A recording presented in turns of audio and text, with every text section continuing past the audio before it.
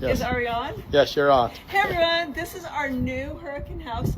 Our other hurricane house is actually right there. Would you look at that? So this is number 31. This is unit 31. That's actually, yeah, 31. Yeah, yes. You Yes. come in. We have a lovely upstairs and downstairs right here. Look at this pretty little decoration. Beautiful. I won't tell you where they came from.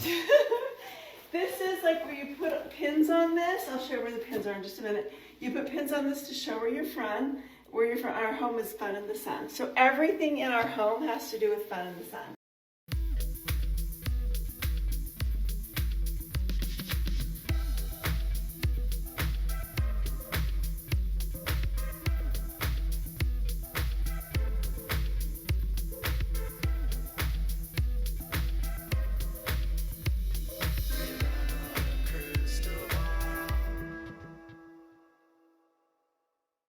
Hi, besties. Welcome back to my channel. Well, Christine Woolley, formerly Christine Brown of Sister Wives. We're not sure if she's formally from Sister Wives, but she is laughing all the way to the bank or to the mortgage broker's office.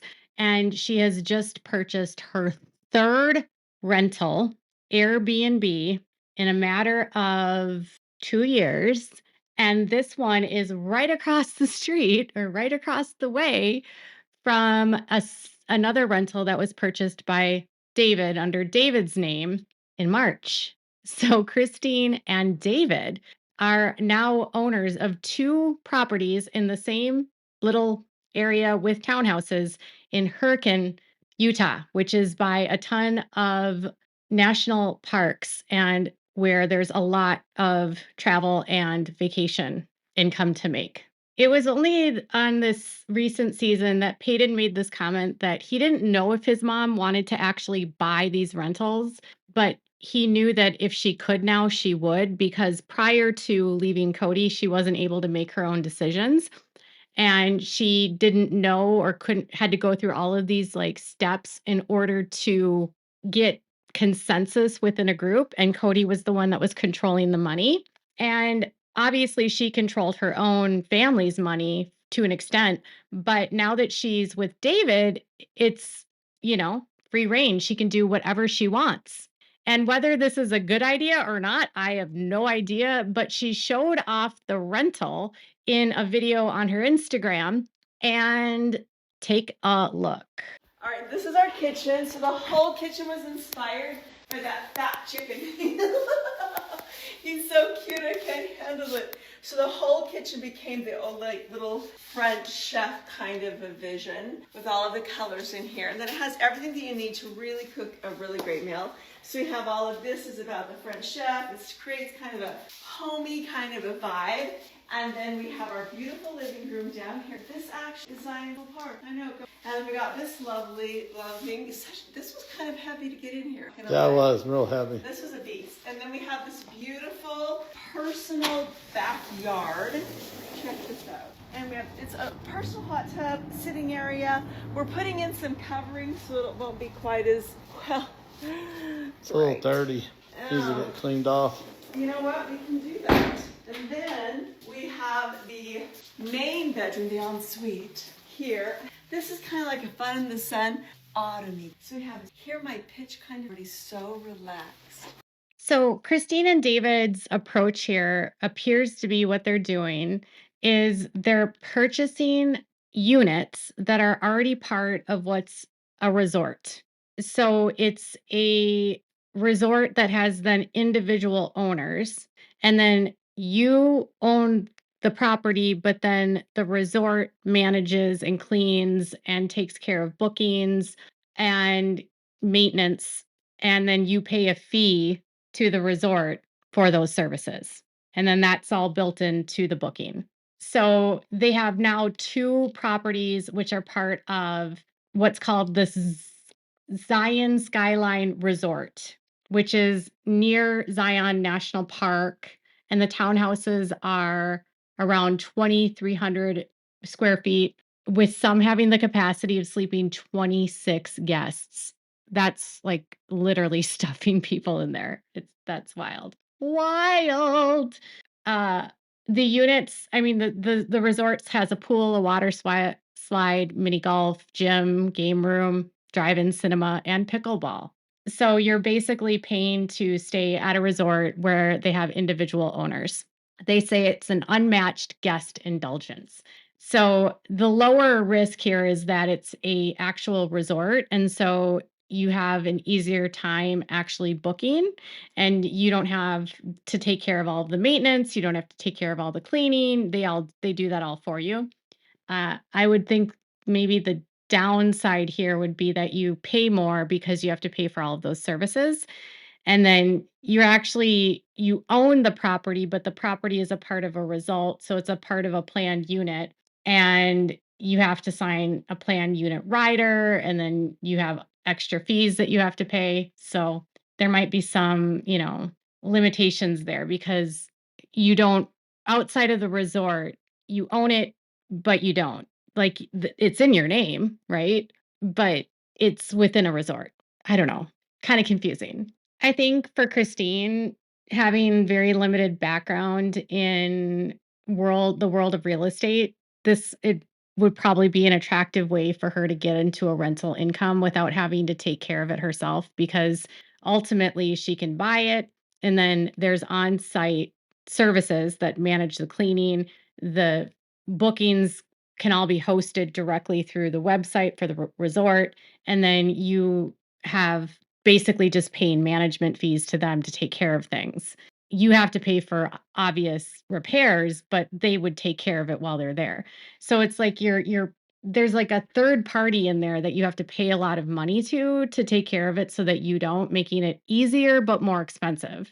I remember a few years ago, it's been a while, maybe 10. My husband and I were looking at doing something similar, and we were weighing the pros and the cons of doing something like this. And it can be extremely expensive because you obviously are on a fluctuating scale when it comes to rental income. Because if it's a resort area, that means you're relying on the peak travel for that area. So if it's in the summer to go to Zion, then you're heavily focusing on making and maximizing rentals in the summer. And then you have other periods of time when the rental income is lower. And so you don't have as much coming in, but you have expenses still that you have to pay, like mortgages and taxes and maintenance and fees and all of the different things that you have to pay to, you know, own these homes. So it's I guess, a benefits versus cons scenario. And some financial advisors find these to be risky investments just because of that unpredictability within the market. I don't know. But for Christine and David, this looks like this is kind of what their next step is that they're going to do rental properties at vacation rentals. And I mean, the other benefit here is that because it's part of this rental unit area, these aren't properties that she and David can generally use for themselves. There might be agreements within these planned units where they can only use it for X amount of weeks for personal use. And then the rest of it has to be rented out so that, guests can come in and use these. So these aren't traditional rental homes, if that makes sense. Like, say you're going to go buy a cabin and you just buy the cabin for your family and you don't use it as an Airbnb. So it's just your second home. These aren't your traditional second homes because you can't go there and stay there whenever you want. They're basically there specifically for guests to use for a resort. So that's the one downside. And then sometimes your availability of being able to go there and stay there are contingent upon whatever the agreement is with the resort. And along all of that, they're carrying a mortgage for one of the units. And then they also have a mortgage on a home that David owns that he still hasn't sold, that they've been trying to sell for about a year. They have a mortgage on their house that's in Lehigh. And then they have a property in Moab. And I don't think they have a mortgage on the property in Moab, but they do have mortgages here in Hurricane. So it's carrying more debt too to make income. So you have to kind of weigh the pros and cons, I would say. And, it's tricky because, real estate is always a tricky investment. It can be great and it can be really scary. And I worked in real estate. I worked in mortgage for years, and I worked during the time when the real estate market was on the uptick back in the early 2000s, and watching people buy and buy and buy when the market was raising, it scares me right now, because when I see the market and inflation going really high like this, and the amount of equity that's being built into homes, and like how much homes are selling for now, and then how high the interest rates are, it always makes me nervous, because it reminds me of the same period right before the bubble burst in 2008. And I could be completely wrong, but I've always been scared about buying at a high market.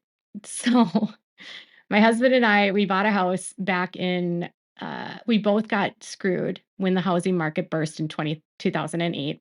Um, I had bought a house in 2005. And then when I sold the house in 2013, I basically had to just pay the closing costs for the person to sell the house to them. So I spent money selling the house. Crazy. And then my husband had a townhouse that was completely upside down. And there was no way that we could live there, because the two of us had no intention of living in a townhouse and having a child. And then he was so far upside down on the mortgage and the property value that it would have taken like years, decade, to like have it flip. And even then, it would have just been a nightmare. Like, he was so underwater, hundreds of thousands of dollars underwater. So he had to let it go, a lot, like a lot of people, where they came in with the promise like, oh, you can qualify for this, and oh, the property values are great. And then to lose your property value overnight, it's scary. It's scary. So for my husband and I, we have so much trepidation about buying property now. We bought our house that we live in now 12 years ago, and we're like, we could move, we could afford a bigger place, but we're too scared to buy anything else now, because we bought this house when the market was low. And now the market's high again, and I don't know, it just terrifies me. The rental markets terrify me. That's just my personal opinion. But for some people, they make bank on real estate, and they just, they look at it as a long-term investment, and they don't look at real estate as, well, I'm here to flip something and it's going to be a quick purchase.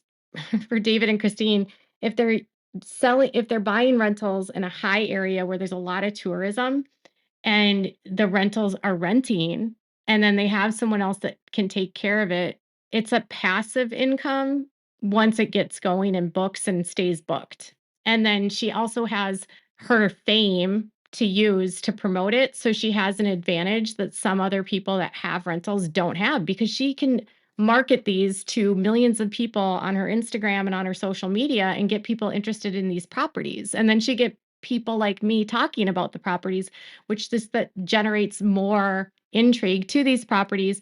And then there's such a high drive for these parks. There's such high tourism in Utah because of these parks, that if you can afford it, it could be a very lucrative business for her, and a way for her to make money without having to work very hard, because she can invest in it and then they take care of it. But then on the flip side, if something goes wrong in the market, or if there's a recession and people stop traveling and the tourism market dries up because people can't afford to, start traveling, then you deal with the pitfalls of owning rental properties that are in resorts. If people can't afford to vacation, and when recessions hit, the very first area that people cut away from are travel. That's almost always, when you look at recessions, what happens. Not to say that that's going to happen here. It's just long term what happens. And having been in the world of mortgage and real estate for years, I'm always thinking about that, because my husband and I, again, we were recently just talking about purchasing a second home, like a cabin on a lake, and it was just trying to navigate all of those thoughts. And some people are better at making decisions than others, and it would appear that Christine and David are not waiting and running and laughing all the way to the bank. And she's going to use the money from the book, it appears, to get another rental. So go, Christine. I guess if anyone in here is winning short term, it's definitely Christine, as she becomes a real estate mogul, right? And she has a husband who's a contractor that, can take care of repairs if necessary, if they want to save money from the management taking care of it. So there's that. But yeah, what are your thoughts about Christine's new career as a mogul, a real estate mogul? Do you think that behind the scenes, Kody is somewhat jealous? Will there be a run on property for Kody now? Is he going to start to buy rentals and have rental income as well? Will he try to be a real estate mogul? Because if you recall, this was what Kody wanted to do. So Christine is doing what Kody wanted. Kody wanted to become a real estate mogul where he would have all these rentals and rent them out. Remember that? That's what Coyote Pass was going to be. He was going to be like, I'm going to create a subdivision and I'm going to rent all these units out and I'm going to be a rental, landlord and that. And Kody wasn't able to achieve that goal, but Christine has. So has she usurped his goal? Is she like rubbing his nose in it by becoming this mogul that he was unable to be? Is there still a slight tinge of jealousy? Like, oh, well, Kody was going to be a real estate mogul, so I'm going to be. I have no idea if that's the case, but it could be. I mean, competition and that competitive edge that's a part of polygamy, that's hard to get rid of even after you leave. So tell me what your thoughts are about these new developments for Christine in the comments below. What do you think Kody thinks? Tell me. Make sure to give this video a thumbs up. Make sure to subscribe to my channel if you haven't subscribed and click the bell so you never miss a video. Thanks so much for watching. Bye, besties.